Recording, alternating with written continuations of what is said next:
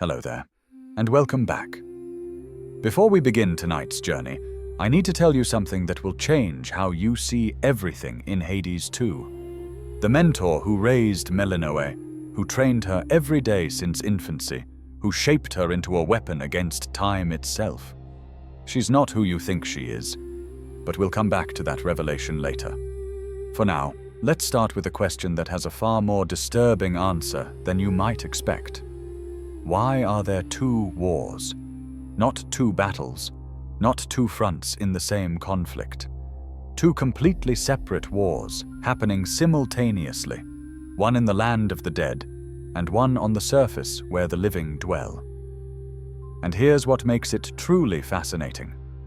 Both wars are unwinnable alone, by design. Chronos, the Titan of time who escaped from the deepest pit of Tartarus, engineered this situation with surgical precision. Fight him in the underworld? He resurrects. Ignore him to help Olympus? The gods fall. Try to split your attention between both? You're exactly where he wants you. And that's before you discover that Melinoe herself, the protagonist of this entire story, has been part of a plan that spans multiple timelines. A plan that required someone to travel back to the literal beginning of time, wait through aeons of existence, and position themselves perfectly to ensure this specific version of events could even happen. Two wars, one impossible strategy, and a truth about identity and sacrifice that will recontextualize everything you thought you knew about this story. So settle in, get comfortable, and let me take you through not just what happened, but why it had to happen this way, and what it cost the person who made it all possible. The fracture of reality. Our story begins not with a bang, but with a silence. The kind of silence that falls when time itself holds its breath. Deep within Tartarus, in the darkest pit of the underworld, where the most dangerous beings in all of Greek mythology were imprisoned after the war between the Olympians and Titans, something impossible happened. Chronos, the Titan of time, the father of Hades, Poseidon, and Zeus, escaped his eternal prison. The how of it remains shrouded in mystery. Even Chronos himself offers only cryptic remarks about groaning wheels and machinery, about long-dormant plans finally coming to fruition. What we do know is this. The escape wasn't a sudden, violent eruption. It was calculated, methodical. The work of a being who had spent millennia in captivity, planning every detail with the patience that only time itself can afford. The first move Chronos made after his freedom wasn't vengeance. Not yet. It was reconnaissance. According to what we piece together from dialogue in the game, he visited chaos, the primordial void, the origin of all things. Chaos, in their infinite and unknowing wisdom, did not realize the scheme unfolding. Using their omniscience, Chronos learned the location of the three fates, those beings who weave the threads of destiny itself, who determine what must be and what can never be. He captured them before they could weave the inevitability of their own imprisonment. With the fates in his grasp, hidden somewhere within the underworld's depths, Chronos gained something unprecedented: freedom from fate itself. Next came the House of Hades, that grand estate where the god of the dead held court, where the business of the afterlife was conducted with the bureaucratic precision that Hades himself insisted upon. The attack was swift, overwhelming. Chronos froze most of the household in time itself, turning them into living statues, trophies of his conquest. Persephone, queen of the underworld, frozen in a moment of horror. Zagreus, the prince who had fought so hard to reunite his family, halted mid-motion, unable to complete even a single step. But Hades, Chronos' own son, received special treatment. He wasn't frozen. Instead, he was chained in Sisyphus's former chamber, forced to watch as his father paraded through his home, as Chronos turned the House of Hades into his own seat of power. Forced to witness the family he had finally brought together, torn apart once more. The cruelty wasn't random. It was personal. A father making his son watch everything he loved transformed into a mockery. Only one escaped. Hecate, the ancient goddess of witchcraft and crossroads, the one who sees all paths and walks between worlds.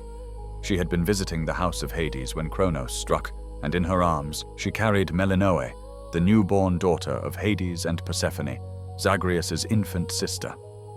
As reality warped around them, as time itself became a weapon, Hecate fled to the crossroads deep within Erebus, that liminal space where paths diverge and the lost souls of the dead linger in eternal waiting. There, in that moonlit refuge where the trees grow twisted and the shadows hold secrets, Hecate raised Melinoe in secret, not as a princess, but as a weapon. Every day was training, every night was preparation. Melinoe grew up knowing only one truth, one purpose, repeated like a mantra by everyone at the crossroads. Death to Chronos.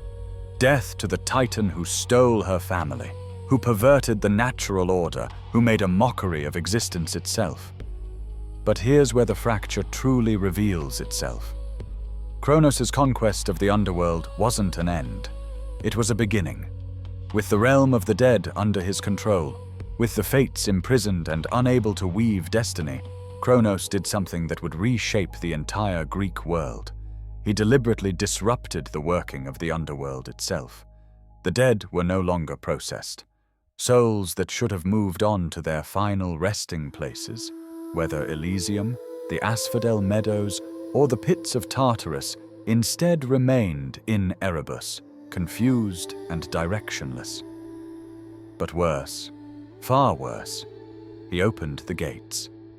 The dead began to walk the mortal realm again, their bodies reanimating as they were freed from the underworld's grasp. And these revenants, these should-be-buried souls, many of them swore allegiance to Chronos, either through cult worship that had persisted from the ancient days of Titan rule, or through the simple promise of existence rather than the void of proper death. They became his golden legions, an army of the dead, led by a Titan who could manipulate time itself, who could see every move before it was made, who could resurrect himself the moment he fell. With this army, Chronos launched a two-pronged assault. In the underworld, he consolidated his power, reshaping Tartarus itself to suit his vision, installing his satyr worshippers as guardians, and ensuring that the chthonic gods remained trapped, unable to interfere with his grand design. But on the surface, the Golden Legions marched north, toward Mount Olympus, toward the home of Zeus and his fellow Olympians. And so, the fracture became complete. Two wars, two fronts, separated by the boundary between life and death, yet intrinsically connected. The war for the underworld, where Chronos sat in triumph at the House of Hades, and the war for Olympus, where his armies besieged the gods themselves. Melinoe would have to fight both, because that was always Chronos' design. Keep the Olympians busy defending their home, too distracted to retake the underworld. And keep the underworld under his total control, so that even if Melinoe somehow reached him, he could simply rewind time and return, again and again, until she was ground to dust beneath the weight of infinite repetition. Two wars, one impossible choice, and a young goddess trained since infancy for a mission that should be impossible, standing at the crossroads, trying to decide which path leads to salvation. The underworld's descent into chaos. To understand the war in the underworld, you first need to understand what the underworld was before Chronos' corruption. It wasn't merely a place of punishment, despite what surface world myths might suggest. It was a carefully balanced system, a cycle as natural as the seasons themselves. Souls would arrive through the river Styx, ferried by Charon the boatman. They would be judged, sorted according to the lives they lived, the deeds they accomplished, the sins they committed. Some would find peace in Elysium, basking in eternal reward. Others would toil in the asphodel meadows, that grey middle ground for those who lived neither great nor terrible lives. And yes, the truly wicked would suffer in Tartarus, but even that was part of the natural order. Hades, for all his stern demeanor and harsh reputation, maintained this system with absolute precision. He wasn't cruel for cruelty's sake. He was doing his duty, maintaining the boundary between life and death, ensuring that the cycle continued unbroken. Even when Zagreus sought to escape, even when father and son clashed night after night, the system itself remained intact. Chronos shattered that system completely. When Melinoe begins her descent toward Tartarus, she doesn't start in the familiar chambers we saw in the first game. She starts in Erebus, and Erebus has transformed into something it was never meant to be. The Book of Shadows, that ancient tome that records the lore of the underworld, describes it perfectly. Erebus has less fallen to ruin as it has returned to its more natural state. It's a moonlit forest now, shrouded in darkness, where withering trees stand like ancient sentinels and the lost souls of the dead wander without purpose. This is the waiting area, the place where newly arrived souls linger in darkness, betrayed no hint of their final destination. Some souls remain here indefinitely, caught in that liminal space, unable to move forward, unwilling to return back. Under Chronos' reign, this population has swelled to overwhelming numbers. The enemies Melinoe faces here aren't the disciplined forces of Hades' orderly underworld. They're the forgotten, the abandoned, creatures that have taken advantage of the chaos to carve out their own territories. And threaded through it all, Melinoe finds the crossroads itself, that sanctuary where Hecate has built something resembling a resistance. Former shades and displaced spirits who refuse to serve Chronos' new order, gathering in the ruins of what once was, trying to preserve some spark of the old ways. Hecate herself serves as the first guardian Melinoe must face, the first test. It's not born of malice. It's training. Yes, but it's also a statement. If Melinoe cannot overcome her mentor, cannot prove herself against the goddess who raised her, then she has no business descending deeper into the underworld where true horrors await. Past Erebus lies Oceanus, and here the war becomes more complex, because Oceanus doesn't truly belong to the underworld at all. It's the edge of Poseidon's domain, where the sea god's realm spills over into the land of the dead. The water here is wrong, briny and humid, filled with creatures that should never have found their way into these depths. Poseidon himself has little love for what's happened, but his attention is divided. He has his own concerns, and one brother's prison is not his primary worry, especially when another front demands his attention. This is where Scylla resides, or what Scylla has become.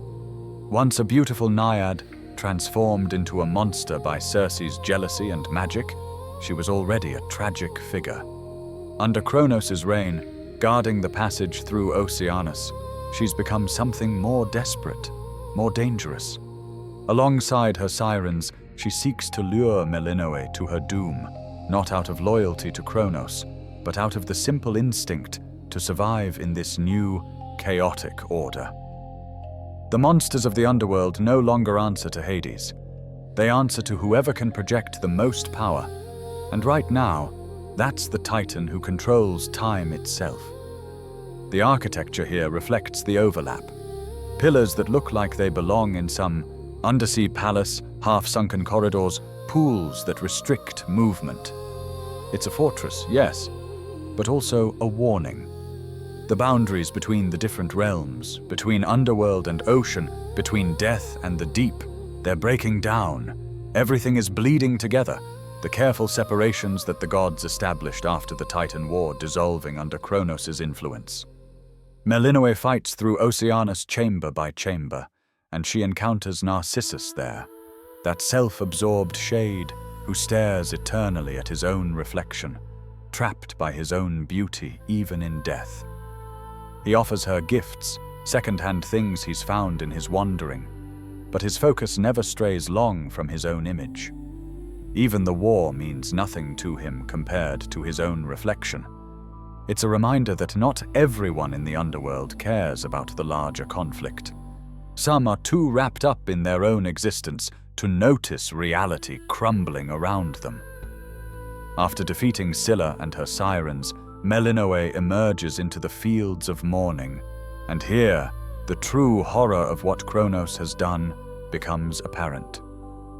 This region, spreading across the outer reaches of the underworld, is where those who died for love, who died in grief, who died with their hearts broken, wander in eternal sadness. Under the old order it was melancholy, yes, but it had purpose. The souls here were processing their pain, working through their sorrows, finding some measure of peace in shared suffering. Now they languish. The word the Book of Shadows uses is specific, languishing together with those residing in there. They're not processing. They're not moving forward. They're stuck in a state of perpetual decay, and that decay manifests physically. The fields are covered in thorns that tear at Melinoe as she passes. A miasma hangs in the air, slowing movement, making every step feel like pushing through thick mud. The enemies here are more powerful than those in Erebus or Oceanus, as if the suffering itself has given them strength. The layout of the fields is different from the regions before it. The boundaries between chambers blur. You can see multiple encounters ahead of you, multiple rewards, and you choose which order to engage them. It forces Melinoe to think strategically about her route, about whether she wants to prioritize getting specific boons or gathering certain resources. The fields don't guide you on a linear path. They offer choices, and every choice has consequences. And then there's Echo, the cursed nymph who can only repeat the words of others, who lost her own voice as punishment for distracting Hera with stories while Zeus pursued other lovers. She appears in the fields, offering assistance, but even her help comes filtered through borrowed words, through fragments of conversations she's overheard. She's another reminder of how the underworld is filled with beings who were punished not for evil, but for falling afoul of divine politics, for being in the wrong place at the wrong time, for loving the wrong person or saying the wrong thing. At the edge of the fields of mourning stands the infernal beast, and confronting it reveals one of the war's most tragic twists. Because the infernal beast isn't some random monster Chronos summoned. It's Cerberus, the three-headed watchdog of the underworld, loyal guardian of the gates, friend to Zagreus, beloved companion to the house of Hades.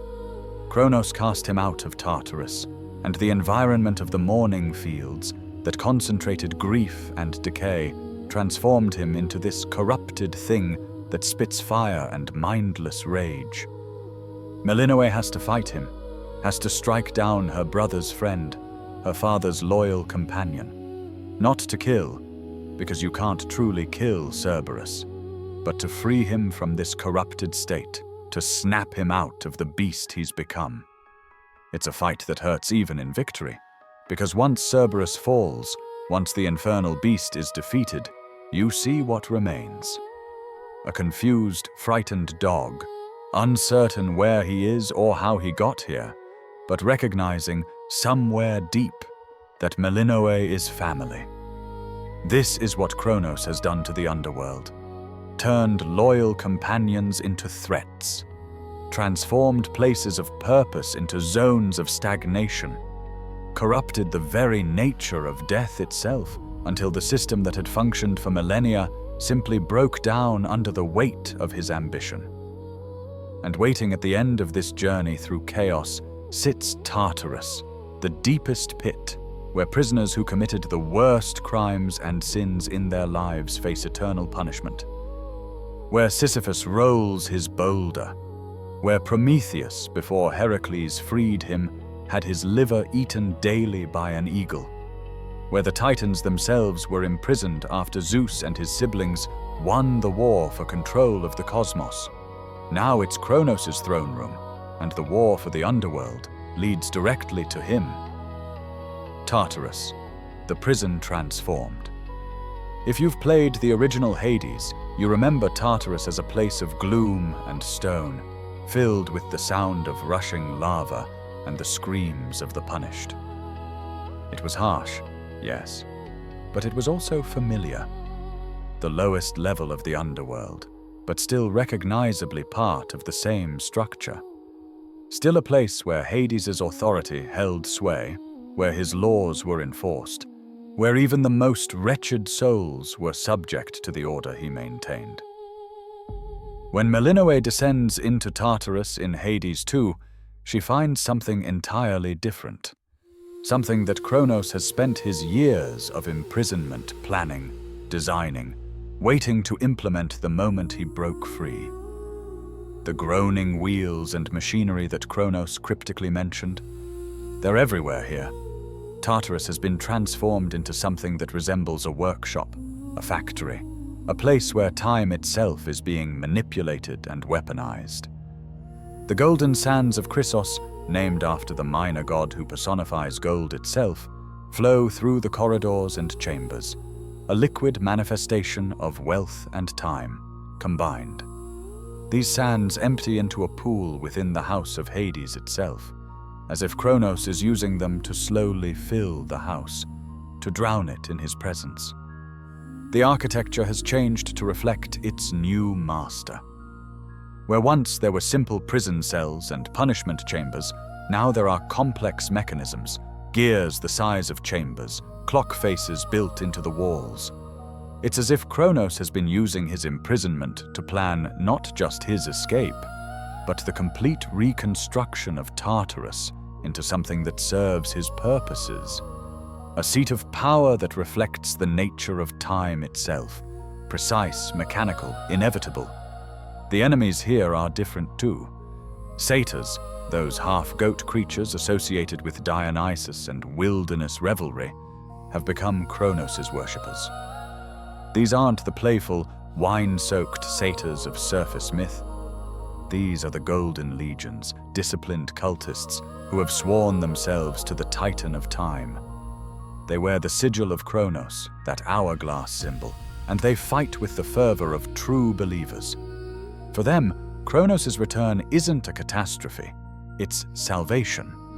The rightful king of the cosmos reclaiming his throne from the upstart gods who imprisoned him.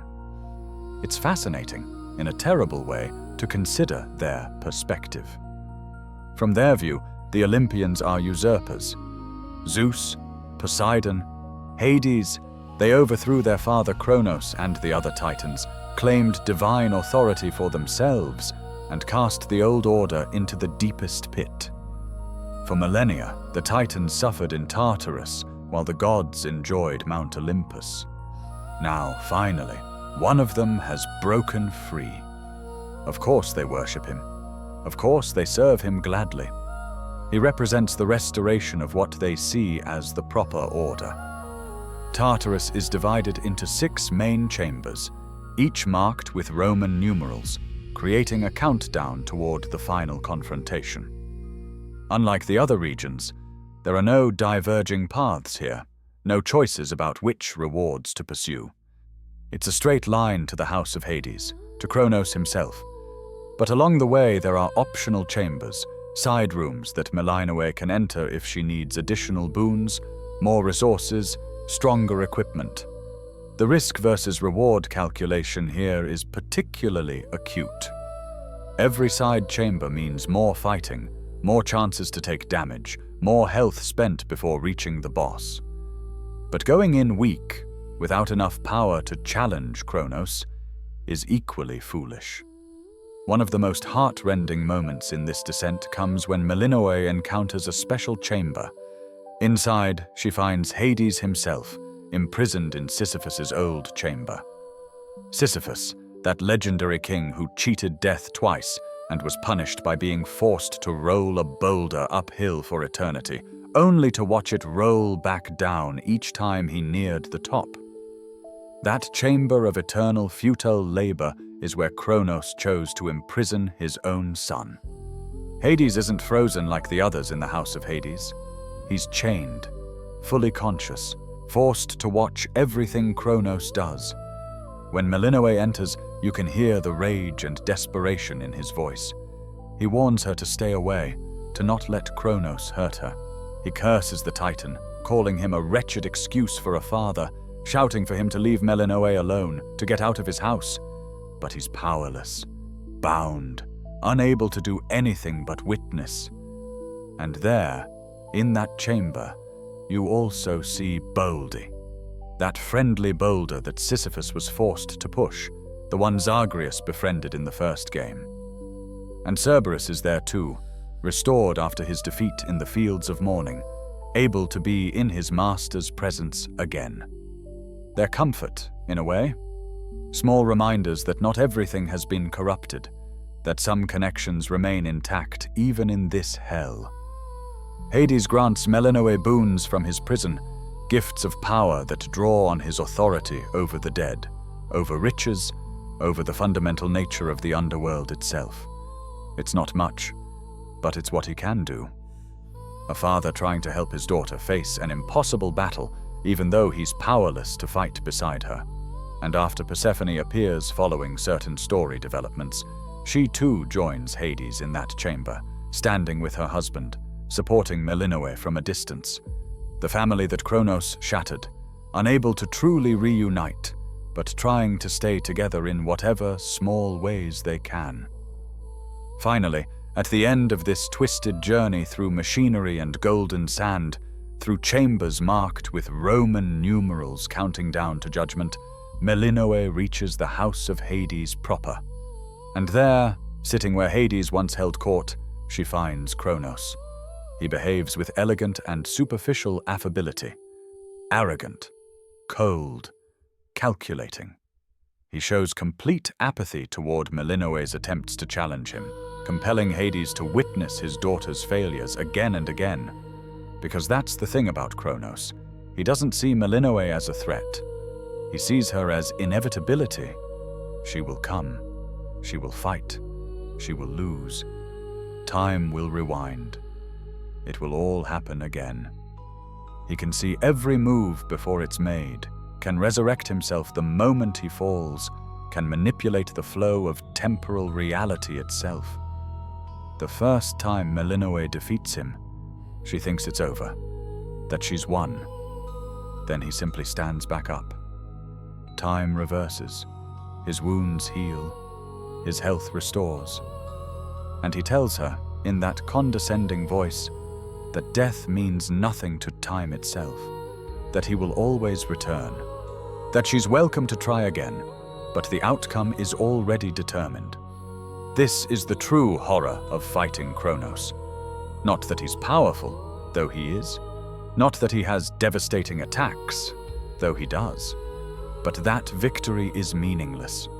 You beat him, and he comes back. Beat him again, he returns again. The cycle is endless, and he knows it, and he revels in it.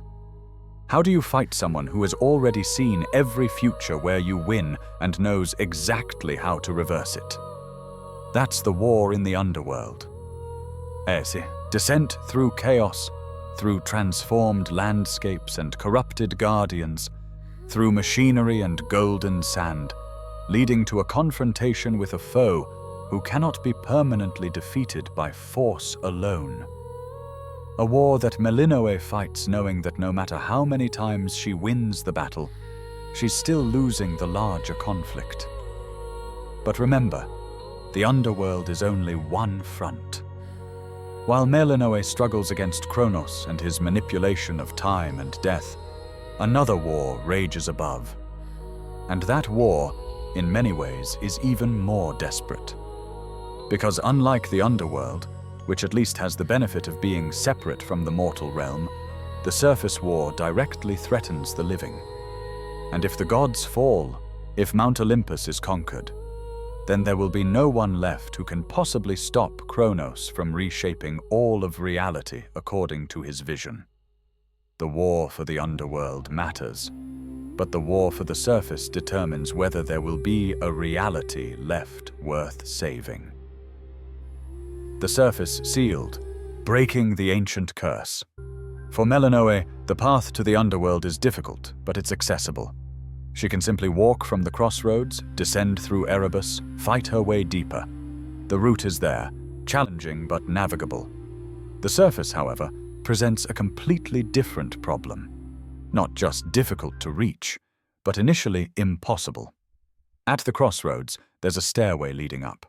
You can see it from the beginning of the game. It's right there, tantalizingly close, suggesting another path, another direction. But powerful wards block the way. Witching wards, ancient magic that seals the passage as thoroughly as any physical barrier. When Melinoe approaches, she can feel the power radiating from them, can sense that something beyond her current abilities is needed to break through. This isn't arbitrary game design forcing you to complete one path before another. This is law. This is a curse that's been in place since the first Hades game, though it wasn't fully explained then. The three fates, those weavers of destiny, placed a curse upon the house of Hades long ago, a curse that prevents the chthonic gods, those deities of the underworld, from remaining on the surface world for extended periods. We saw this curse in action in the original Hades. Zagreus's entire journey was about escaping the underworld to reach the surface, to find his mother Persephone. And every time he succeeded, every time he actually made it out, he would begin to die almost immediately. His health would drain away, unstoppable, forcing him to return to the house of Hades. The game framed this as the consequence of Zagreus being unable to survive outside his native realm, but the truth is more insidious. It's not that he couldn't survive, it's that the fates themselves decreed he couldn't. Chthonic fate, they called it, a binding that says the children of Hades shall never walk freely upon the mortal earth. For Zagreus, this was a personal tragedy. For Melinoe, it's a tactical catastrophe. Because unlike her brother, who was trying to leave the underworld for personal reasons, Melinoe needs to access the surface for strategic ones. The Olympians are under siege. They need help. And more practically, there are resources on the surface that simply don't exist in the underworld. Materials needed for specific incantations, reagents required to upgrade weapons and tools, knowledge that can only be gained by exploring the ruins of what Chronos' armies have destroyed. The solution comes in stages, each requiring Melinoe to prove herself, to accomplish certain tasks, to gather specific components. It begins when she encounters Hermes, the messenger god, fleet of foot and quick of wit. He appears in Erebus, and he doesn't waste time with pleasantries. "Olympus is under attack," he tells her. "The Olympians need aid. The surface war is going poorly, and they need someone who can fight through the golden legions, someone who can reach the mountain. But there's a problem, and Hermes knows it. The witching wards block the path, and even if those were somehow broken, Melinoe would face the chthonic fate curse the moment she stepped onto the surface. She'd die before she could accomplish anything meaningful. Two impossible barriers, both needing to be overcome. Hecate provides the first solution: the permeation of witching ward's incantation. She's been working on it, researching, trying to find a way to break the seals without destroying the crossroads in the process. But it requires specific materials. 3 portions of moly, that mystical herb with white flowers and black roots that offers protection against magic. 1 piece of cinder, that remnant of flame left behind when Hecate tests Melinoe in combat. And 1 measure of shadow, a substance that can only be created through the alchemy recipe shadow extraction, which itself requires ash, psyche, and fated fabric. Gathering these materials isn't simple. The ash and psyche are common enough if you're willing to make offerings at the wretched broker, that mysterious merchant who deals in bones and memories. The fated fabric is rarer, requiring either lucky rewards from runs or specific offerings. And the shadow extraction recipe takes time, 12 encounters worth of time, meaning Melinoe has to continue her runs through the underworld, continue fighting, while the alchemical mixture brews in the cauldron at the crossroads. Once she has everything, once the incantation is complete, Melinoe can break the witching wards. She ascends the stairs, passes through the barriers that had held her back, and emerges onto the surface for the first time in her life. Born in the underworld, raised in the crossroads, she's never seen the sun, never felt wind that isn't the stale air of the dead, never walked on earth that supports living things. For a moment, it must be overwhelming. The ruins of Ephyra spread before her, a city that once thrived, that once worshipped her parents, now ransacked and filled with the shambling dead. She can see further than she ever could in the underworld, can glimpse the scope of destruction that Chronos has wrought upon the mortal plane. And then the curse activates. Chthonic fate. Her health begins to drain. Not quickly, but steadily, inexorably. She can feel her life force being pulled away, can sense the fate's decree taking hold.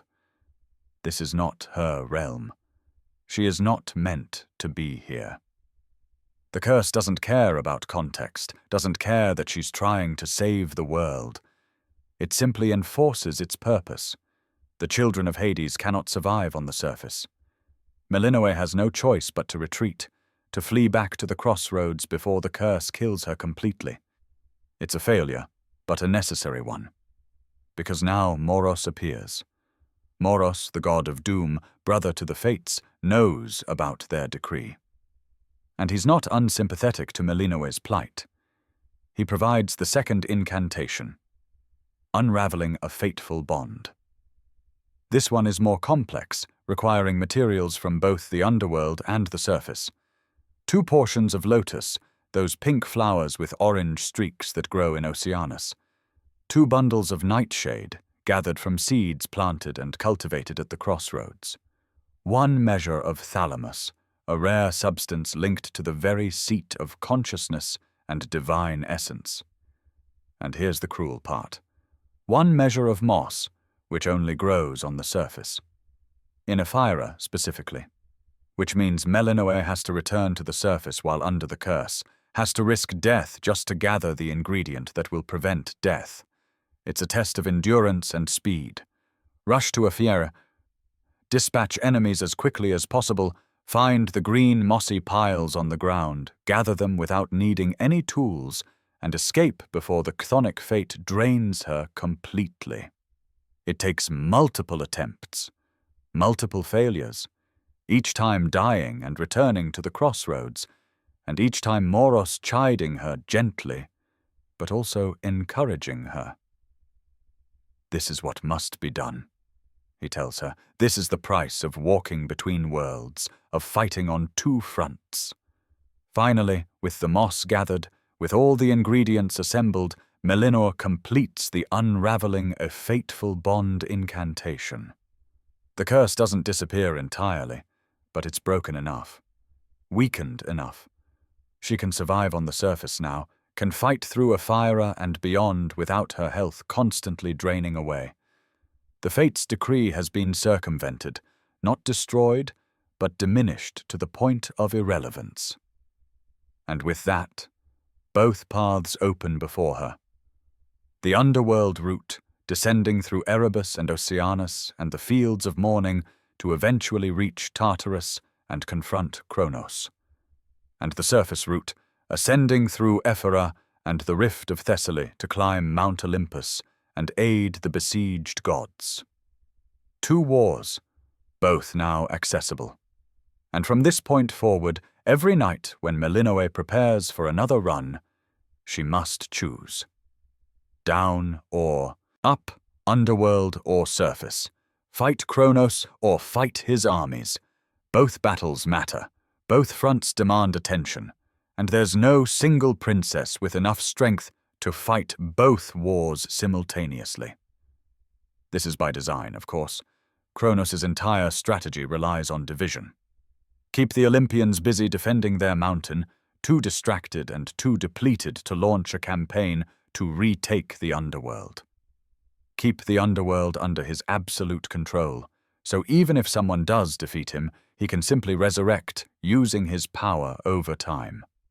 Force any would-be hero to split their focus, to divide their strength, to never be able to commit fully to either front. But now Melinoe has access to both. She can see the full scope of the conflict. She can understand, in a way no one else can, how the two wars connect, how they feed into each other, how Chronos has engineered a situation where defeating him in one location is meaningless as long as his power remains unchecked in the other.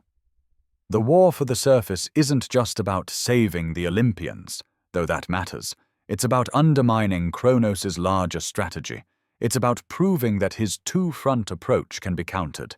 It's about finding, somewhere in the ruins of what he's destroyed, the key to permanently ending his threat. So let's turn our attention upward now.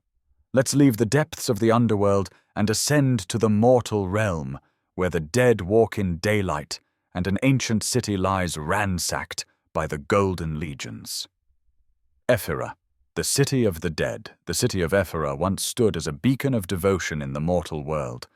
While most cities across Greece worshipped the Olympians, offering prayers to Zeus and Athena and Poseidon, Ephyra was different. Ephyra worshipped Hades and Persephone, the god and goddess of the underworld. The rulers of the dead, the ones most mortals feared to name aloud, were honored here openly, celebrated, given temples and festivals, and reverential dedication. It makes sense when you consider Ephyra's location, near the Necromanteon of Acheron, that famous oracle of the dead where mortals could attempt to communicate with departed spirits, near the rivers where the boundary between life and death grew thin. This wasn't a city that feared death. This was a city that understood it, that respected it, that saw Hades and Persephone not as terrifying figures to avoid, but as necessary powers deserving worship. When Chronos launched his assault on the surface, Ephyra became an obvious target. A city that worshipped his son? That honored the very order Chronos sought to overthrow? It couldn't be allowed to stand. The golden legions descended upon Ephyra with overwhelming force. Most of the inhabitants were killed. Their bodies joined the ranks of the reanimated dead. Their souls, unable to process properly through the disrupted underworld, became trapped shades, lingering in the ruins of their former home. This is what Melinoe sees when she first emerges, onto the surface and makes her way to Ephyra proper. Not a thriving city, but a graveyard. Buildings stand empty, their windows dark, their doors broken. The streets are silent, except for the shuffling of undead feet and the moans of trapped souls. And throughout it all, 6 soul pylons have been erected, devices of Chronos' design that keep the shades imprisoned, that use their spiritual energy to maintain barriers and fuel magical defenses. The layout of Ephyra is unlike any other region in either game. Instead of a linear path through a series of connected chambers, instead of branching routes where you choose left or right at specific junctures, Ephyra presents as a hub. The central plaza remains accessible, and from it you can see roughly a dozen different doors, each leading to a separate location within the ruined city. A fountain stands in the plaza's center, and it still functions, offering to restore Melinoe's health 1 time per visit. From viewing cages elevated above the plaza, Melinoe can get a bird's-eye perspective of the entire area, can plan her route, can decide which chambers to prioritize. Because here's the thing about Ephyra, she doesn't have to clear every chamber. She can't, actually. The exit barrier requires destroying 6 soul pylons to deactivate. That means entering 6 chambers, defeating the enemies within, and breaking the pylons. 6 chambers out of roughly 12 available. This creates a level of player choice unprecedented in the series. In the underworld, you're always moving forward through a relatively fixed path with occasional branches. In Ephyra, you curate your entire run. Want to stack up on Olympian boons early? There are chambers offering them. Need specific resources like bronze or moss for crafting? You can prioritize those chambers. Trying to build a particular synergy with your weapons and powers?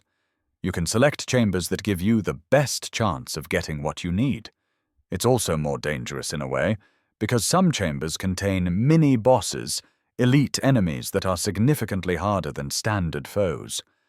The Satyr champion, for instance, armed with a shield and crossbow, is a brutal fight if you're not prepared. You can see these chambers marked, can avoid them if you prefer, or challenge them for greater rewards.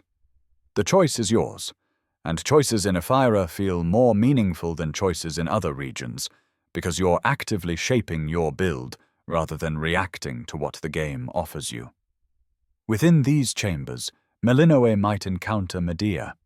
Yes, that Medea, the Witch of Shadows, the woman who helped Jason acquire the Golden Fleece, who was later betrayed by him when he abandoned her for another woman, who took terrible revenge by murdering their children. That Medea. In death, she's retained her magical prowess and her capacity for curses. When Melinoe meets her, Medea offers what she calls knightly curses, boons that operate differently from the Olympians, gifts. Instead of enhancing Melinoe directly, these curses weaken enemies or cause them to drop beneficial items upon death. One curse might make enemies explode into health pickups. Another might cause foes to randomly take massive damage when they enter the encounter. A third might strip away enemy armor, making elite foes much easier to handle. Medea's presence in Ephyra makes thematic sense.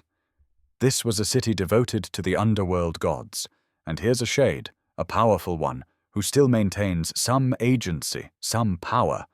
She's not serving Chronos willingly, she's simply existing in the ruins, offering assistance to those who oppose the Titan, because revenge is something Medea understands intimately. If there's a chance to hurt those who've wronged her, even indirectly, she'll take it. Some chambers contain smaller rooms, secret areas that branch off from the main encounter space. These side chambers often hold additional resources, minor boons, or valuable crafting materials. If you're not concerned with the vow of time, if you're not trying to speed run the surface, it's always worth exploring these side areas. The extra rewards can make the difference between a successful run and a failed one. Once Melinoe has destroyed the 6th soul pylon, the barrier blocking the exit dissolves. The trapped shades are freed, though their fate remains uncertain. They can't return to the underworld proper while it remains under Chronos' control. They can't truly rest, but at least they're no longer imprisoned, no longer being used as batteries for Chronos' magical defenses. And standing between Ephyra and the next region, guarding the docks with massive bulk and mindless hunger, is Polyphemus, the Cyclops, the shepherd of sheep, the one-eyed giant that Odysseus famously blinded in the Odyssey, earning Poseidon's eternal wrath. Based on his presence here and the game's themes, we can infer he's serving Chronos either willingly or because the Titan has leverage over him. Perhaps it's revenge against the gods who allowed Odysseus to escape unpunished for blinding him. Perhaps it's simpler. Maybe Chronos simply offered him food and purpose, and that was enough. The fight against Polyphemus is slow and methodical. He's not fast, but his attacks hit with devastating force. He can grab Melinoe if she gets too close, dealing massive damage. He summons sheep, but not normal sheep. These attack and can actually hurt you. Worse, Polyphemus can eat his own sheep to heal himself, regenerating health in the middle of the fight. The strategy becomes clear. kill the sheep before he can eat them, deny him the healing, keep mobile to avoid his grabs, and attack from range when possible. There's something almost sad about fighting Polyphemus. He's not a villain in the traditional sense. He's a victim of heroic cruelty, a simple shepherd who happened to be in Odysseus's path. The hero blinded him, mocked him, brought down Poseidon's curse upon his journey.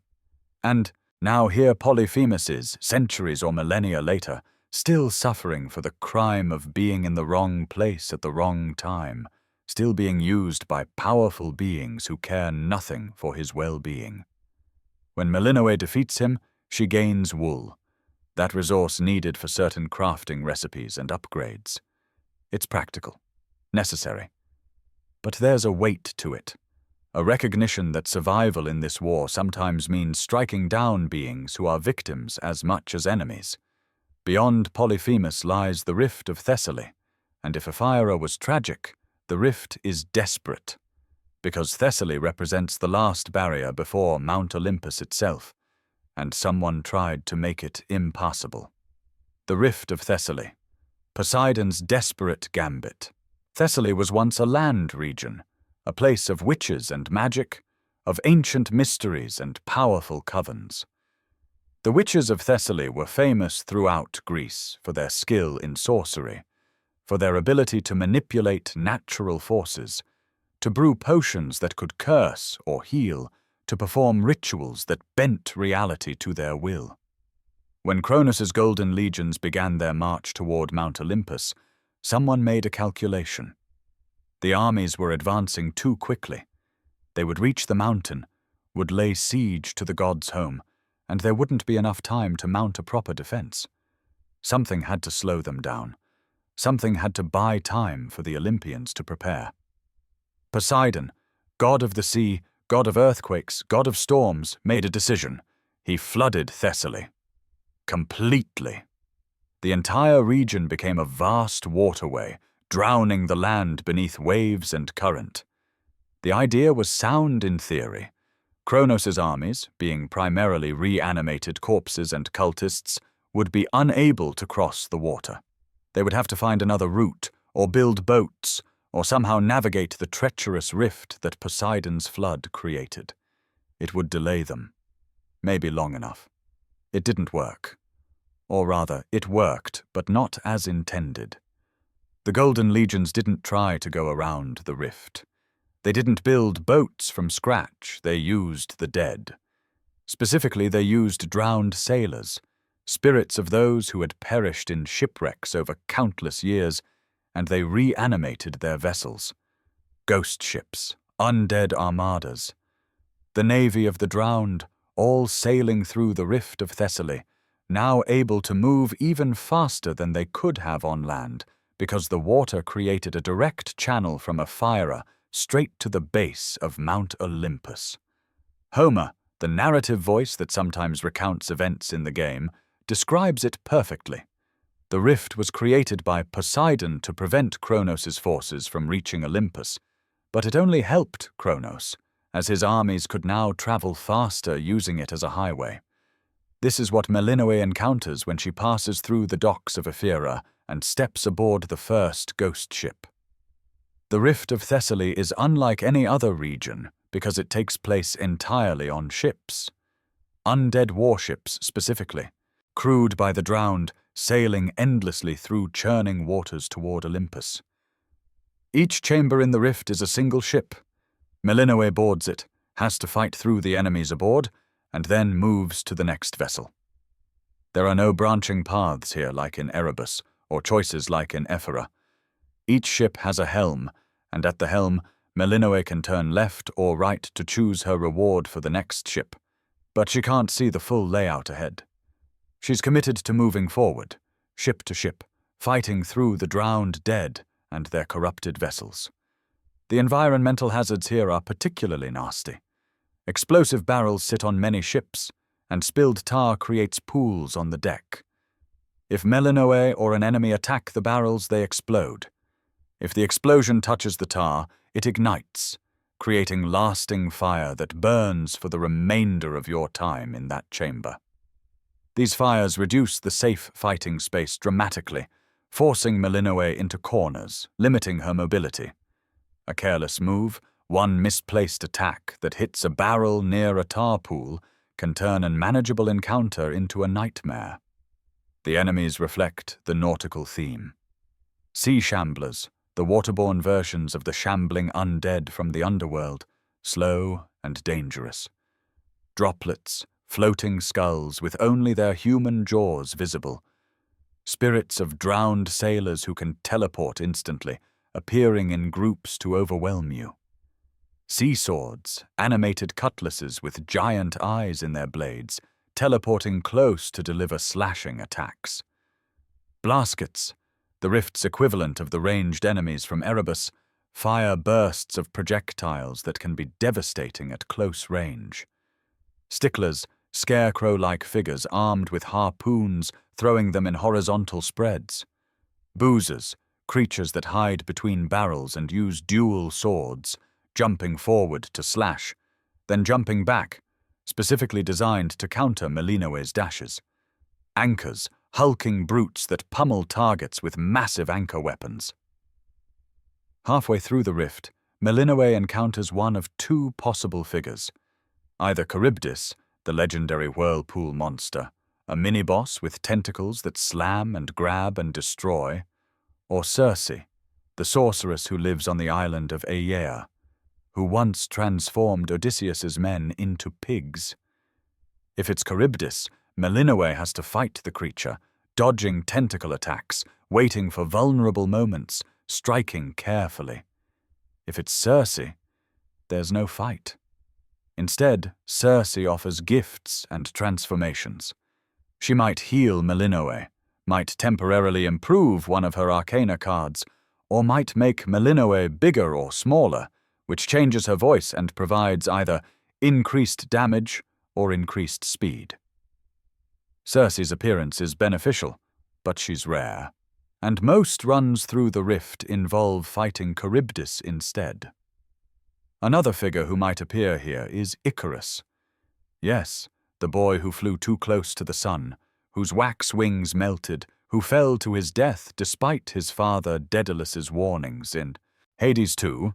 Icarus isn't a tragic child. He's an inventor in his own right, the son of the great Daedalus, and he's Melinoe's friend from before the game begins. He offers what he calls inventions, or latest inventions, boons that focus on empowerment, granting armor or boosting ability damage. Seeing Icarus here, in the rift, helping Melinoe as she fights through undead warships, is a reminder that not everyone has abandoned the cause. There are still allies, still people willing to fight back against Chronos' tyranny. The question is whether there are enough of them, and whether they're strong enough to matter in the face of overwhelming force. At the end of the rift, just before the final boss, Melinoe always encounters Charon's shop. The ferryman of the dead, the one who demands payment to carry souls across the river Styx, has set up shop here. It's strategic placement.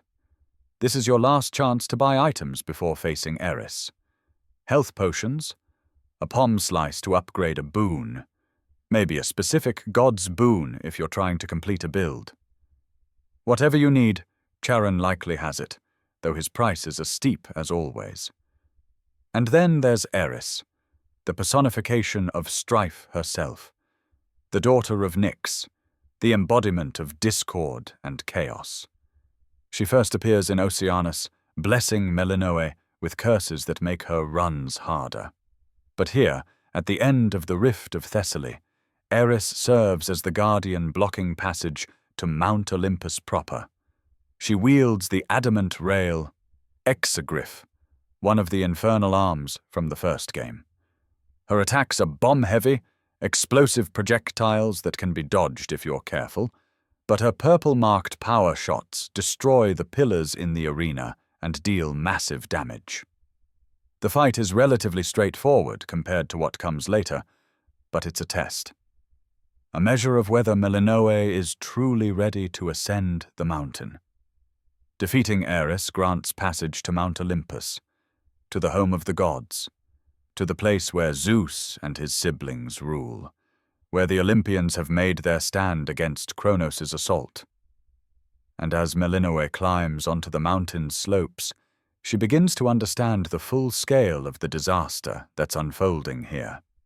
Mount Olympus under siege. Mount Olympus is supposed to be the greatest fortress in existence, the home of the gods, built after the Olympians won the war against the Titans, designed to be impregnable. Its peak touches the heavens. Its slopes are impossibly steep. Its defenses were crafted by Hephaestus himself, the god of the forge and invention. Automatons patrol its corridors, mechanical warriors programmed to defend against any threat. The very stones of Olympus are imbued with divine power. None of it was enough. When Melinoe reaches Mount Olympus, she finds a war zone. The automatons, those mechanical defenders, have been reprogrammed.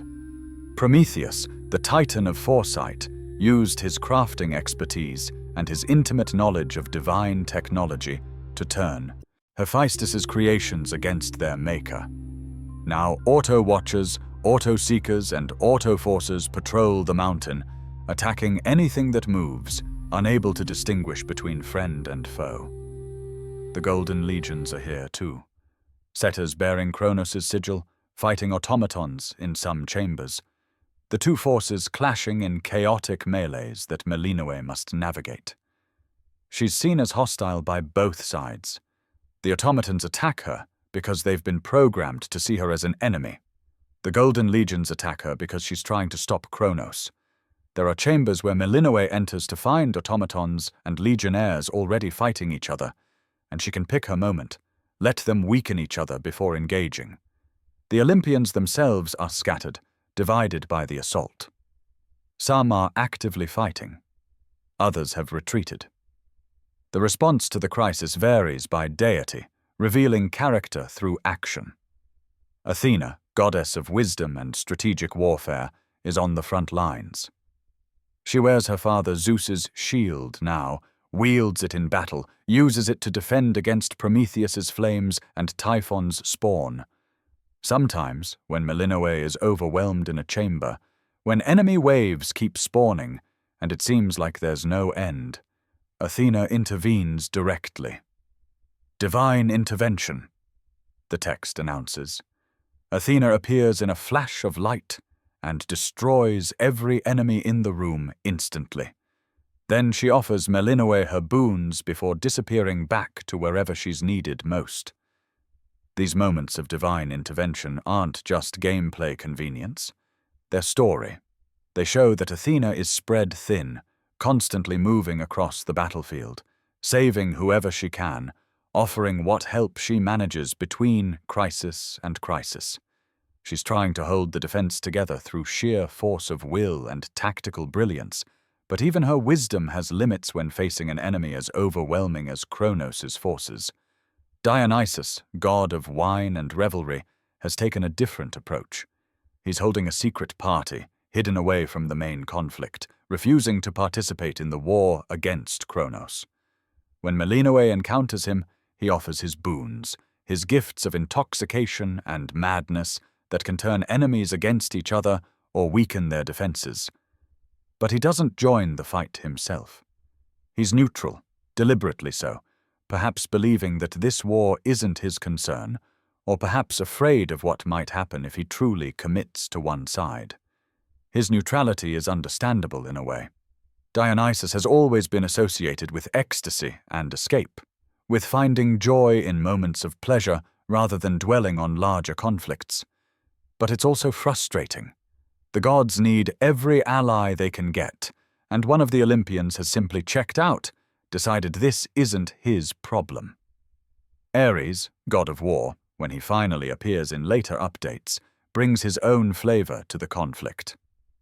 Unlike Athena's strategic wisdom or Dionysus's refusal to engage, Ares approaches the war with enthusiasm. This is what he was made for. Battle, conflict, the clash of arms and the spilling of blood. His boons focus on raw damage, on making Melinoe hit harder, kill faster, embody warfare itself. Hermes continues his role as messenger, flitting between regions, delivering warnings, offering his boons of speed and mobility. He's everywhere and nowhere, impossible to pin down, always moving, always busy. He doesn't fight directly often, but his information is vital. He's the one who warned Melinoe about the surface war in the first place. He's the one who keeps communication lines open between the scattered Olympians. Poseidon, feeling guilty about how his flooding of Thessaly actually helped Chronos, offers water-themed boons that deal devastating area damage, trying to make up for his strategic blunder by providing overwhelming offensive power. Zeus, king of the gods, sends on his lightning when needed, but remains largely at the summit, protecting the palace of Zeus itself, unable to leave his post lest the entire defense collapse. Hera, queen of the gods, Hestia, goddess of the hearth, Demeter, goddess of seasons, Apollo, god of light, Aphrodite, goddess of love, Hephaestus, god of the forge, they're all contributing what they can, offering their boons, lending their power, but the situation is desperate. The Olympians are powerful individually, but they're not used to fighting as a coordinated army. Each god has their own domain, their own concerns. Getting them to work together, even in the face of existential threat, is like herding cats. And then there's Atos, Prometheus's eagle, the same eagle that once tore out and devoured Prometheus's liver daily as punishment for giving fire to humanity. Somehow Prometheus has tamed it, or perhaps made a deal with it. Now Atos serves him willingly, swooping down into chambers during Melinoe's ascent, attacking her with diving strikes and explosive projectile blasts. The eagle announces itself with a sound, giving warning, but it's still dangerous, still a threat that must be dealt with quickly before it can do significant damage. Atos's presence throughout Mount Olympus is a constant reminder that Prometheus is close, that the Titan of foresight is directing the assault, that every step forward brings Melinoe closer to confronting him. The architecture of Mount Olympus reflects its divine nature. Grand halls with pillars reaching toward distant ceilings, courtyards open to the sky where the automatons and golden legions clash, chambers dedicated to specific gods, decorated with their symbols, imbued with their essence. It's beautiful even in its corrupted state, even with the war scarring its perfection. And throughout it all, Melinoe climbs, chamber by chamber, encounter by encounter, gathering boons from the Olympians, growing stronger, preparing herself. Because at the peak of Mount Olympus, before the final ascent to the summit where Typhon rages, stands Prometheus himself, the Titan who stole fire for humanity, the Titan who was tortured for millennia, the Titan who now seeks revenge against the gods who punished him. His presence is the penultimate challenge of the Surface Route, and he is every bit as dangerous as Chronos himself in his own way. Not because he controls time, but because he can see the future. He knows Melinoe's moves before she makes them. He knows which attacks will work and which will fail. He knows with his foresight exactly how to counter everything she tries. And he's determined to make the Olympians suffer as he suffered, to burn them, to destroy everything they've built, to prove that their reign was never legitimate, that the Titans should have remained in power, that Zeus's punishment was an atrocity that demands repayment. Prometheus isn't simply Chronos's puppet. He's a willing ally, perhaps even a co-conspirator. And that makes him far more dangerous than any mindless monster could ever be. The summit, where Typhon reigns, beyond Prometheus, beyond the grand halls and courtyards of Mount Olympus proper, lies the summit, the absolute peak of the mountain, the location of the palace of Zeus, the highest point in the divine realm, where the king of the gods makes his final stand. And it's here that Typhon holds court. Typhon, the father of all monsters, the Stormbringer, the thing that rose from the earth like a pestilent boil, as the Book of Shadows describes it. He was defeated once, long ago, by the gods acting together. Zeus struck him down with thunderbolts. The other Olympians helped contain him.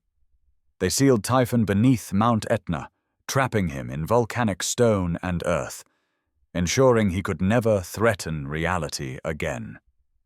Chronos freed him, deliberately, specifically, because if you want to destroy the Olympians, if you want to shatter their last defense, you unleash the one creature that nearly killed them before. You resurrect the father of all monsters and point him at Zeus's palace. When Melinoe reaches the summit, she's greeted by a storm.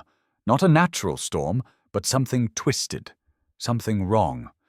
The sky itself seems diseased. Typhon's presence warps reality around him.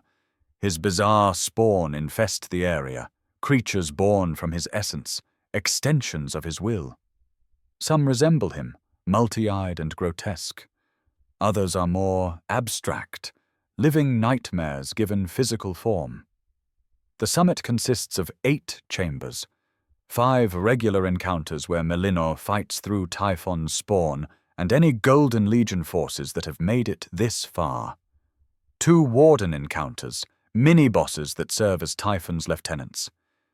These are pieces of Typhon himself, in a way. The spawn of Typhon, or the twins of Typhon, or the tail of Typhon, or the eye of Typhon. Body parts given independent existence, each capable of devastating attacks. The environmental hazards here reflect Typhon's nature, exploding eggs that detonate if Melinoe or an enemy gets close, or if they're struck by an attack. Spikes, inactive until stepped on, which then burst through with damaging force. The very ground is a minefield, forcing constant movement, constant awareness of where you're standing. After fighting through 7 chambers, after defeating the wardens, Melinoe reaches a chamber that's different from the rest. Hermes' shop. Not Charon this time, but Hermes himself, offering his wares, providing one last chance to purchase items and boons before the final confrontation. It's similar to Charon's shop before Chronos in Tartarus, or before Eris in the Rift of Thessaly, that last moment of preparation before facing the region's ultimate challenge. And then, at the very peak, where the storm rages most violently, where reality itself seems to be tearing under the weight of Typhon's hatred, the father of all monsters awaits. He's impossibly massive. The game itself struggles to contain him on screen.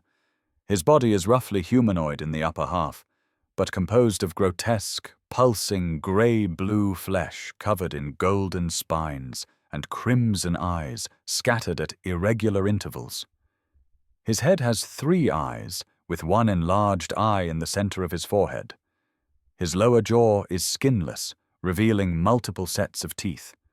His tongue is a serpent with another eye in its mouth. This is pure monstrosity. This is what happens when you take every horror, every nightmare, every violation of natural form and combine them into a single being. Typhon isn't merely ugly or frightening. He's fundamentally wrong, an assault on the senses, a thing that should not exist. According to lore, both in Hades 2 and in Greek mythology more broadly, Typhon appeared to have little to no love even for his own monstrous children, whom he would slaughter as happily as he would any other living creature. Hades confirms in dialogue that Typhon is a danger to every living thing in the universe, the one creature that all gods, heroes, monsters, and magical beings would likely work together to defeat if they could. Unlike other bosses who speak, who have conversations, who reveal character through dialogue, Typhon has no capacity for critical thought or coherent speech. He speaks in bellows, in roars, in expressions of pure hatred. He's hatred given form, rage incarnate, destruction for its own sake. He doesn't serve Chronos out of loyalty or agreement. He serves because Chronos freed him and pointed him at something to destroy. That's enough. The fight itself is brutal. Typhon has no visible health bar initially, hiding his progress, making it impossible to gauge how close you are to victory. His attacks come constantly. The head smash, where he charges up his jaw and tusks and slams them into the platform. The tongue laser sweeping across the entire arena. Exploding eyeballs that split into smaller projectiles. Tornadoes created by his breath that push Melinoe around, potentially into other hazards. When Melinoe depletes a certain amount of his health, though she doesn't know how much, Typhon shrouds himself in the storm. He becomes unhittable. Eggs appear in the arena, and if they're not destroyed within 10 seconds, they spawn elite variants of normal enemies with massive health pools. While this is happening, Typhon's tail slams down, dealing damage and creating shockwaves. If enough damage is dealt, or if the eggs are handled, Typhon enters his second phase. Zeus appears. The king of the gods, unable to remain absent while Melinoe fights alone, strikes Typhon with thunderbolts, stunning him for 15 seconds. Typhon's head falls forward onto the arena, his tongue lies on the ground, and both can be attacked. This is the window, the chance to deal massive damage while he's vulnerable. If enough damage is dealt to the tongue, Typhon retreats into the storm again for his final phase. More eggs. All of Typhon's original attacks now deal double damage. New attacks appear. Blade whip tentacles that pop from the ground and spin. Cluster eye bombs. Enhanced versions of everything from before. And through it all, Zeus occasionally intervenes, striking Typhon when the assault becomes too overwhelming, creating brief moments of vulnerability.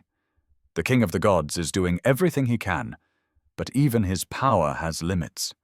It's Melinoe who has to actually defeat Typhon, who has to fight through the storm and the spawn and the devastating attacks to finally bring down the father of all monsters. When she succeeds, when Typhon finally falls, she doesn't kill him completely.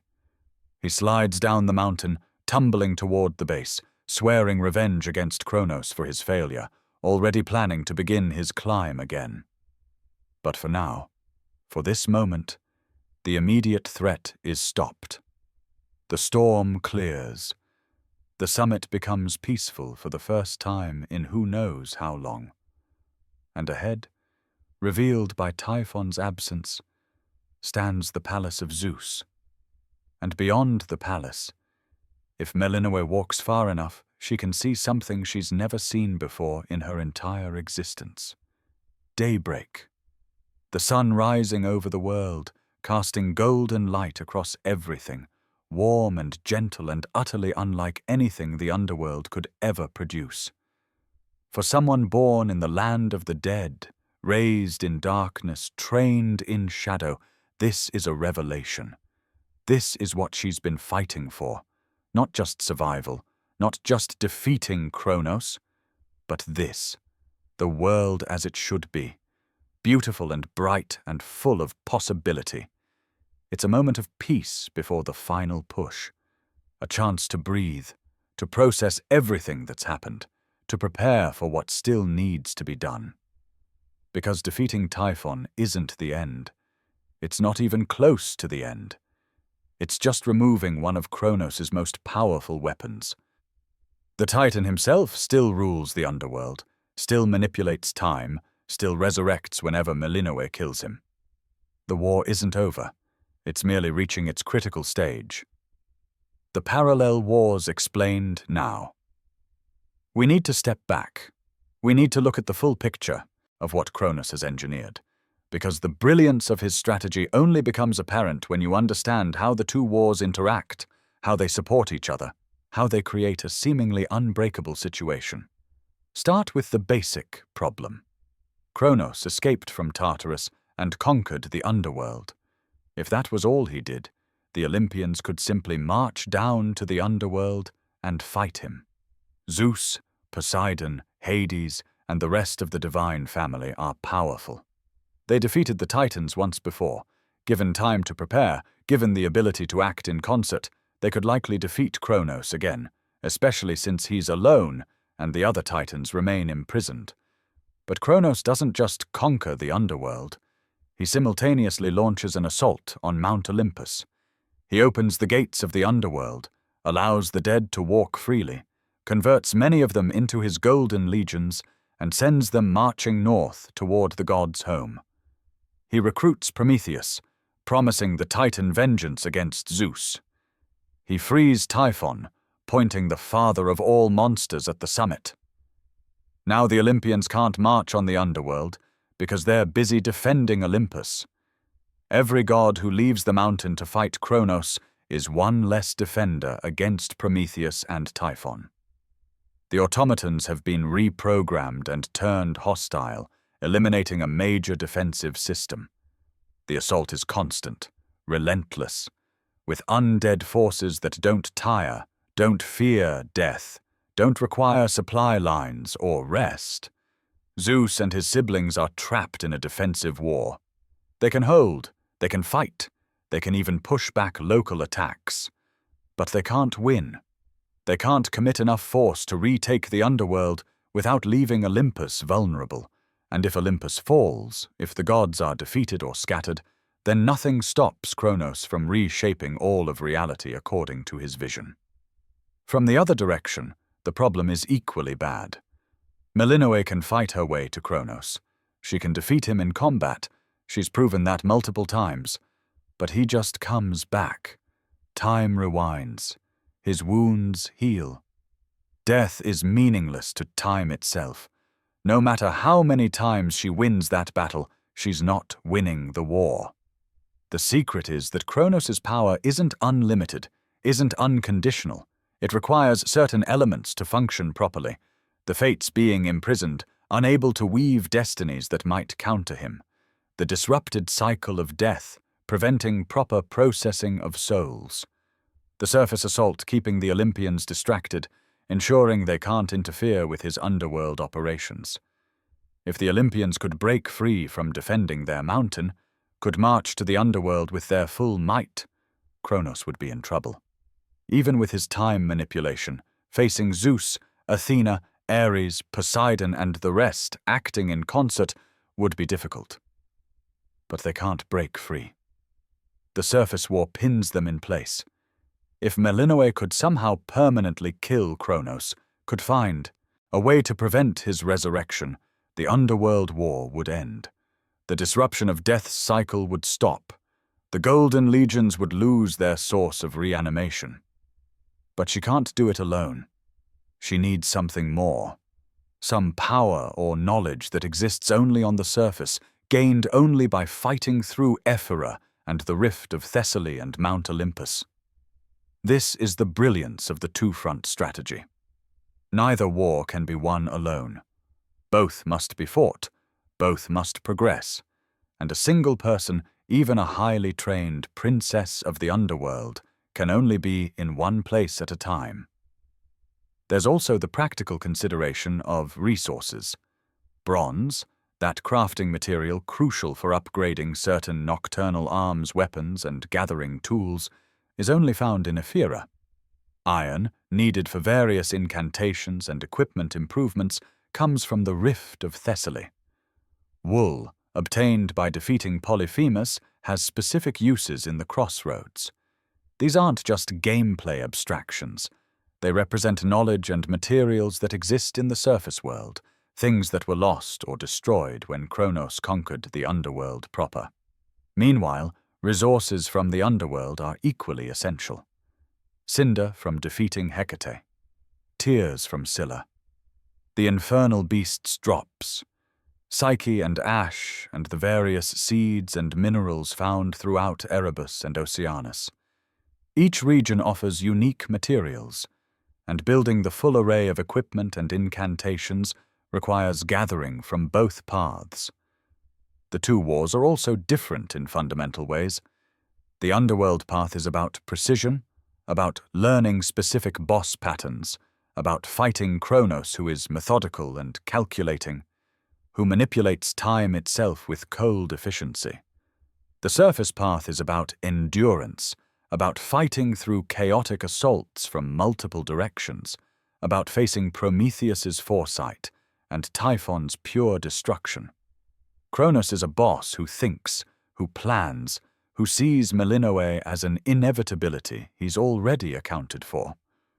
Typhon is a force of nature, a being of instinct and hatred who doesn't plan because planning implies rational thought, and Typhon has none. Fighting them both requires different skills, different approaches, different mental frameworks. And both wars teach Melinoe something crucial. The Underworld War shows her where she came from, reveals the history of her family, lets her meet Hades imprisoned and Cerberus corrupted. It's personal, intimate, wrapped up in identity and family and duty. The Surface War shows her what the world could be, introduces her to the broader pantheon of Olympians, demonstrates that there's more to existence than the underworld's darkness. It's expansive, enlightening, full of possibilities she never knew existed. She needs both. She needs to understand both what she's fighting for and what she's fighting against. She needs to see Chronos' tyranny in the underworld and his destruction on the surface. She needs to connect with both, her chthonic heritage and her Olympian relatives.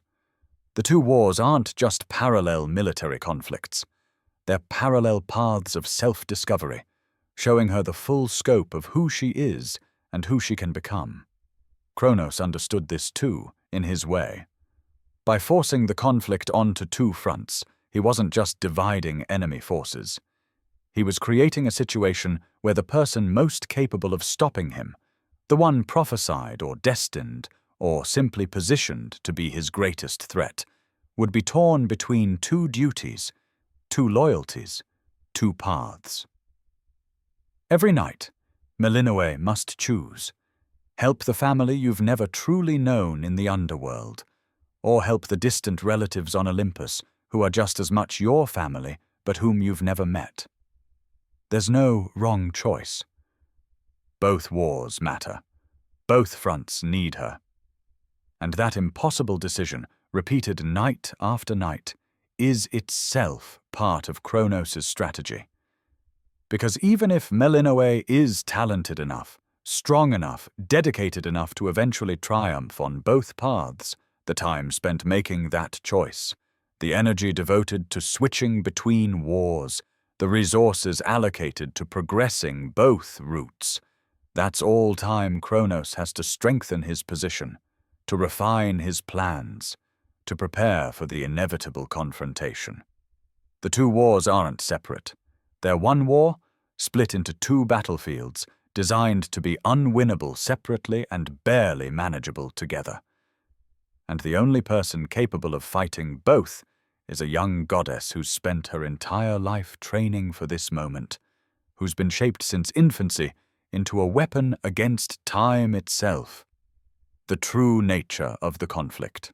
But there's something deeper happening here, something that goes beyond military strategy and resource management, and even the personal growth of our protagonist.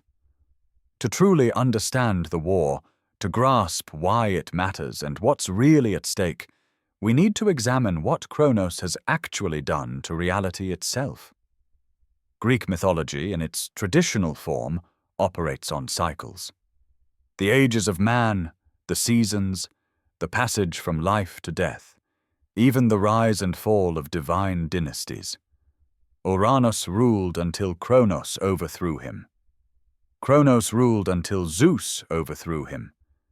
And the implication, always hanging there in the background, is that someday, somehow, Zeus too will be overthrown and a new age will begin. This isn't good or evil, isn't right or wrong.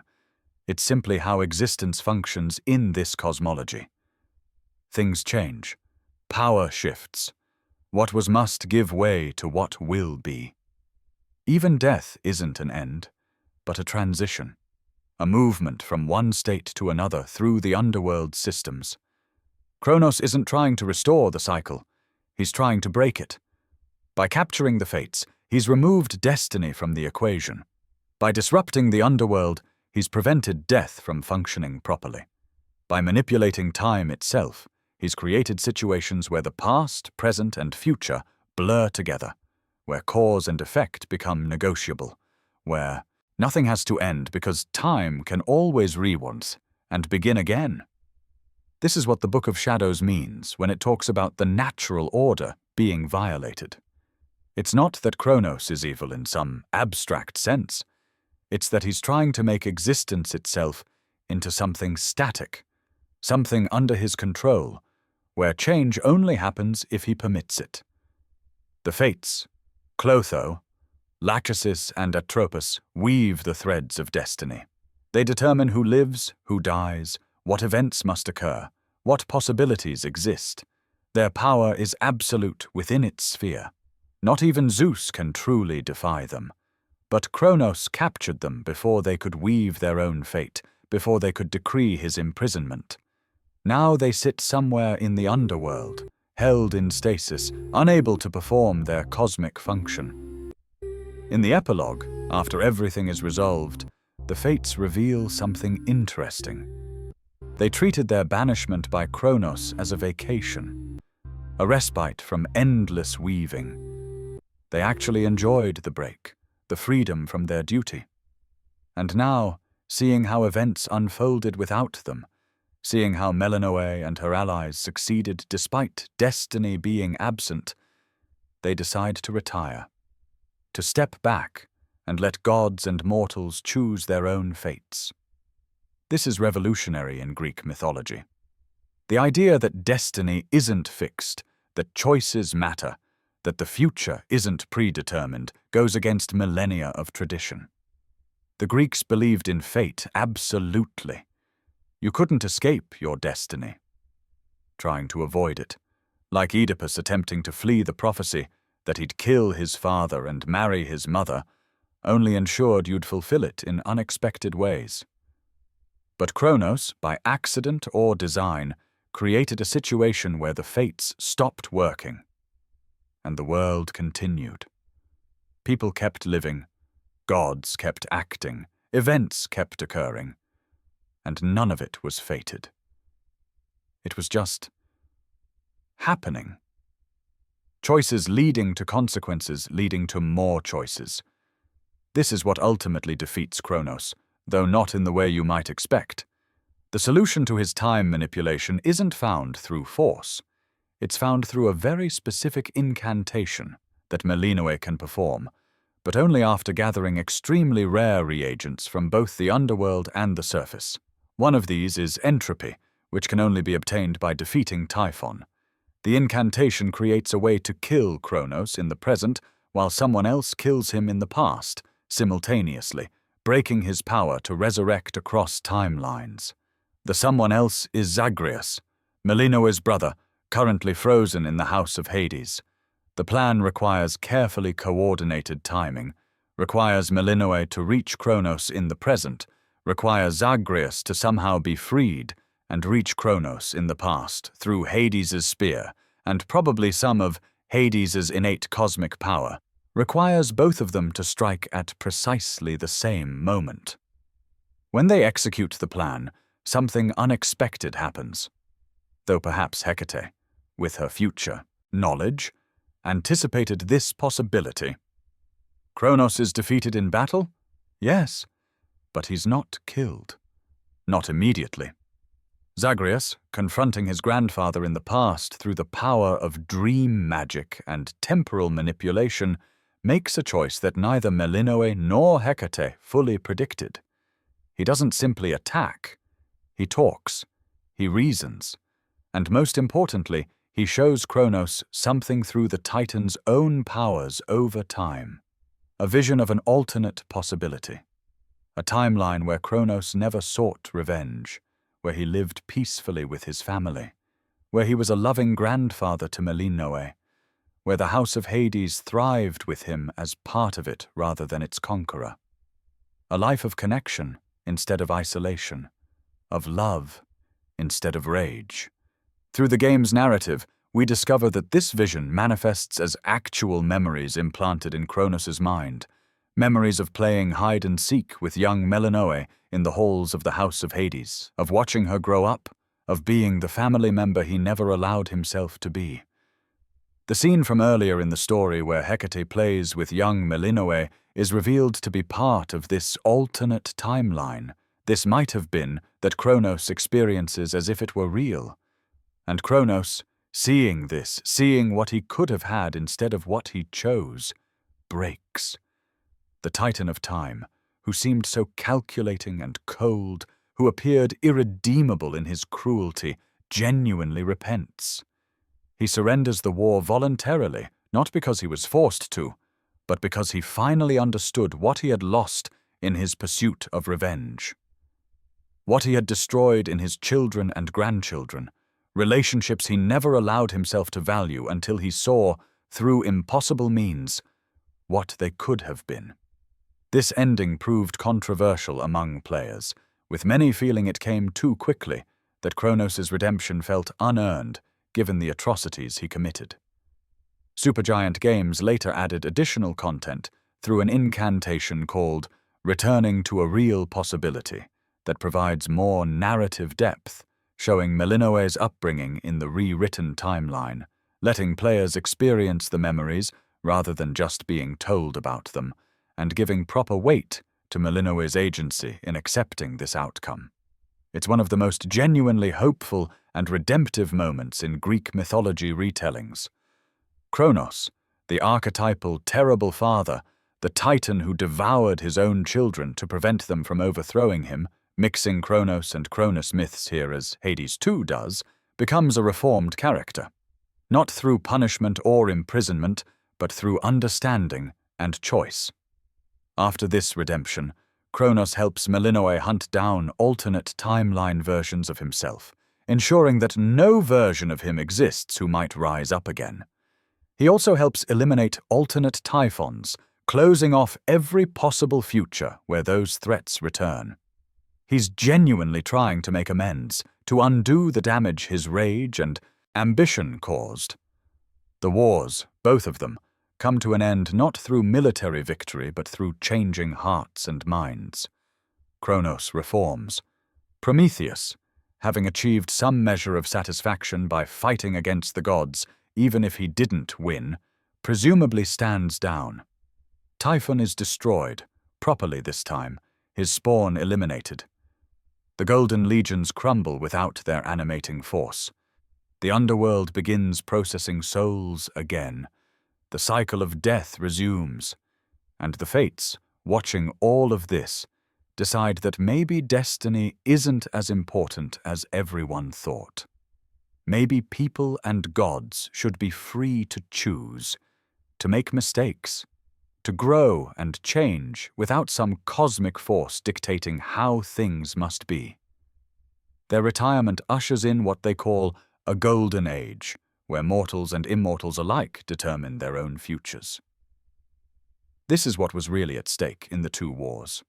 Not just control of the underworld and Olympus, not just the question of which dynasty rules the cosmos, but whether existence itself would be free or controlled, whether change would be possible or forbidden, whether love and growth and redemption could triumph over rage and ambition and the desire for absolute power. The convergence and resolution.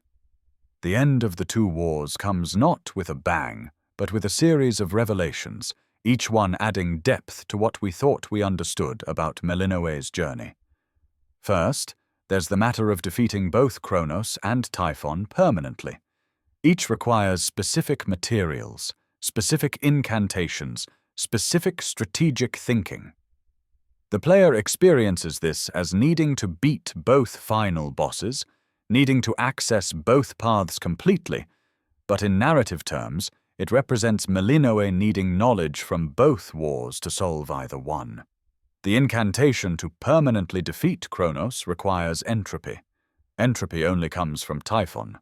Therefore, the Underworld War cannot be definitively won without first winning the Surface War. But the Surface War, specifically the fight against Typhon, is easier with certain boons and resources that come from the Underworld path. The two roots interweave, support each other, require each other. When Melinoe finally performs the incantation, coordinates with Zagreus, and defeats Chronos properly, the immediate response is relief. The house of Hades is freed. Persephone and Zagreus unfreeze, able to move again. Hades is unchained from his prison. The family reunites for the first time since Melinoe was an infant.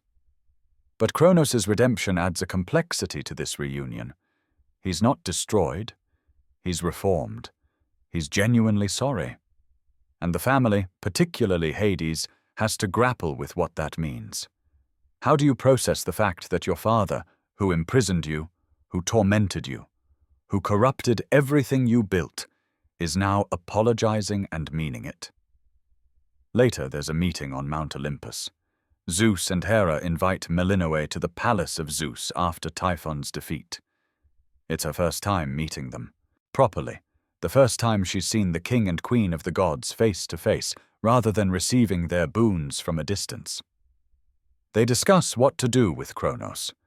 The decision is made to give him a post, a position, something purposeful that isn't imprisonment, but also isn't freedom to cause more chaos. He's appointed to care for the Isles of the Blessed, that paradise section of the underworld where the heroic and virtuous souls rest in eternal peace. It's fitting in a way. Chronos, who spent so long raging against time and death and fate, now spends his existence ensuring that those who earned paradise can enjoy it. He accepts gladly, not because he has to, but because he wants to contribute, wants to be part of something rather than against everything. And he helps Melinoe eliminate the alternate timeline threats, hunting down versions of himself and Typhon that might still exist in other temporal realities. Then comes the conversation with Hecate. The revelation I mentioned at the beginning, the one that recontextualizes everything. After achieving the true ending and reaching the epilogue by locating the three fates, Hecate takes Melinoe to the hot springs to talk privately. And there, she reveals a secret that changes everything you thought you understood about this story. Hecate is Melinoe, or more precisely, she's an older Melinoe from a different timeline, a different reality where events unfolded differently. In that other timeline, that doomed future, Melinoe was not rescued by Hecate as an infant. Instead, she was cast into the Cocytus River, one of the rivers of the underworld. She was rescued by Selene, the moon goddess, who informed her of Chronos' usurpation of the underworld. That version of Melinoe trained herself in isolation, driven purely by vengeance, learning nightmare magic and dark sorcery on her own without a mentor's guidance. She succeeded in defeating Chronos, but success came with a price. Consumed by revenge, she attempted to enter Chronos' subconsciousness to destroy him permanently using her nightmare powers. Something went catastrophically wrong. The power of nightmare and time fused and backfired. Instead of ending time, the collision sent her consciousness hurtling backward through temporal reality, all the way to the beginning, to the birth of Chronos himself, to the dawn of the Titan Age. She arrived at the literal start of everything, with all her memories intact, knowing everything that would happen across aeons of history. And she found herself transformed, no longer the daughter of Hades and Persephone, but something else, a Titaness, Hecate. So she waited.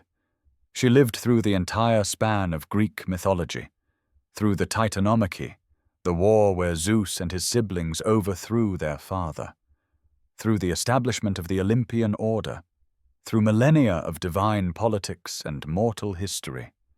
She ingratiated herself to Hades and Persephone, became part of their household, positioned herself exactly where she needed to be.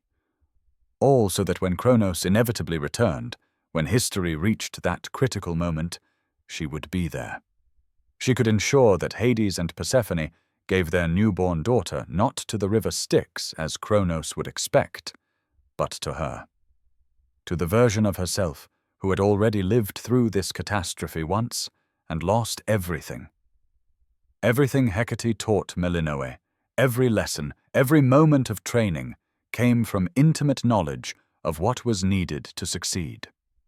She was preparing her younger self, guiding her toward victory, closing a time loop that ensured Chronos' defeat because the person who defeated him was trained by someone who had already faced him and learned from failure. But here's what makes this revelation truly heartbreaking. Hecate lived for eons knowing she couldn't simply prevent Chronos' escape. She couldn't warn Hades ahead of time or change too many variables without risking disrupting the timeline completely. She had to watch events unfold, had to let Chronos attack, had to let her past self's family be captured, because changing those events might prevent Melinoe from developing the strength and determination she'd need to truly defeat time itself. The scene plays out in the hot springs with Melinoe processing this impossible truth. Hecate, despite her stoic exterior, feared Melinoe would hate her for the deception, for the manipulation, for raising her as a weapon while being her future self. Instead, the revelation strengthens their bond. Melinoe understands that Hecate made the best choice available to her. She even insists, "You are my mother," which Hecate gently denies. But both know the truth is more complicated than simple definitions allow. They agree to keep the secret between them, to never reveal it to anyone else, because some truths are too destabilizing, and the time loop, however strange, accomplished what it needed to. Finally, there's the epilogue, the true ending that comes after defeating both Chronos and Typhon properly. The fates appear to Melinoe. They've been watching from wherever Chronos imprisoned them. They saw how events unfolded without them weaving destiny. They saw people making choice, consequences playing out, the future being determined by actions rather than predetermined threads. And they liked it. They enjoyed the break from constant weaving. They saw that existence didn't collapse without them.